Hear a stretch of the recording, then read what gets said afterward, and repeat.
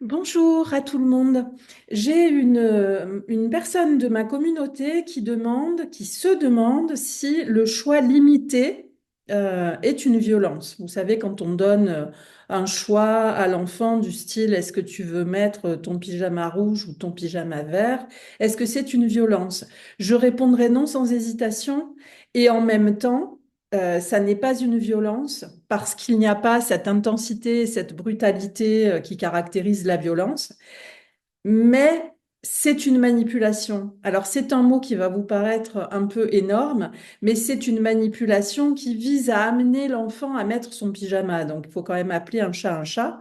Euh, Parfois, quand on est parent, on a besoin de monter sur des marches d'escalier petit à petit, progressivement, et de faire à sa mesure. Alors, si vous utilisez le choix, eh bien, c'est super, vous êtes en route, vous vous mettez dans un mouvement finalement, mais le choix, clairement, est quelque chose qui ressemble à finalement, je veux que tu mettes ton pyjama. Tu n'auras pas le choix.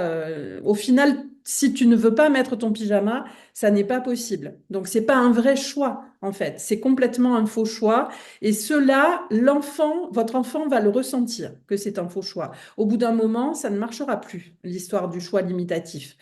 Alors, en plus, j'ai envie de vous dire que utiliser des moyens de cette nature, finalement, ça habitue votre enfant ou ça apprend votre enfant à utiliser des systèmes manipulateurs pour arriver à ses fins, puisqu'il va apprendre de vous des moyens pour obtenir quelque chose. Donc, ce qui est intéressant, à mon avis, c'est de peut-être lui apprendre ou lui montrer comment vous faites, vous, vos propres choix. Personnellement, quand je veux faire un choix, j'ai plusieurs options qui s'offrent à moi, soit faire une liste de pour, de contre, soit poser la question, je pose la question avant de m'endormir à mon subconscient, ou alors j'essaye de ressentir ce que ça me fait dans mon corps, de me positionner dans telle ou telle option et je vois un petit peu ce qui semble vraiment aligné avec moi-même quand je choisis telle ou telle option.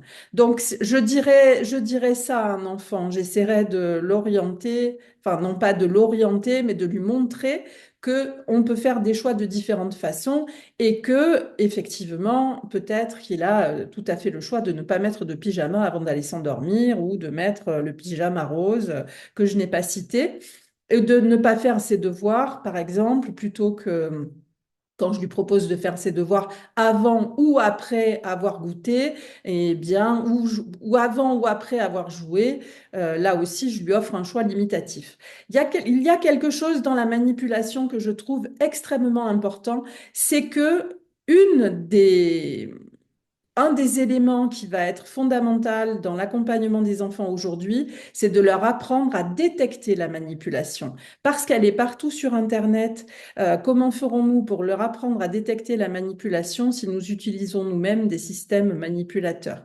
Là, il y a un enjeu extrêmement fort. Apprendre comment les personnes influencent d'autres personnes, comment on se sent après avoir vu certaines vidéos, certaines images, certaines infographies.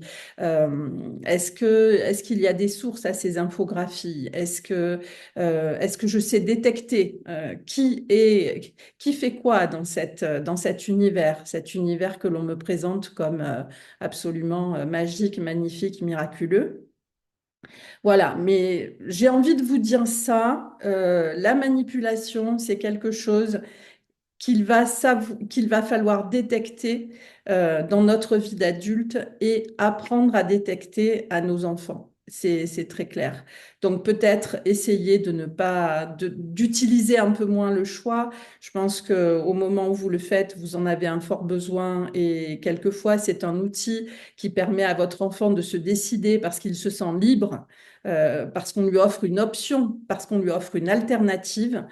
Et en même temps, on ne peut que se dire que ce choix limité n'est pas un véritable choix et qu'il finira par s'en rendre compte et que peut-être qu'on a euh, à se confronter à ce que nos enfants veulent et ne veulent pas et peut-être à savoir leur dire non d'une manière plus franche plutôt que de passer par des moyens détournés. Voilà.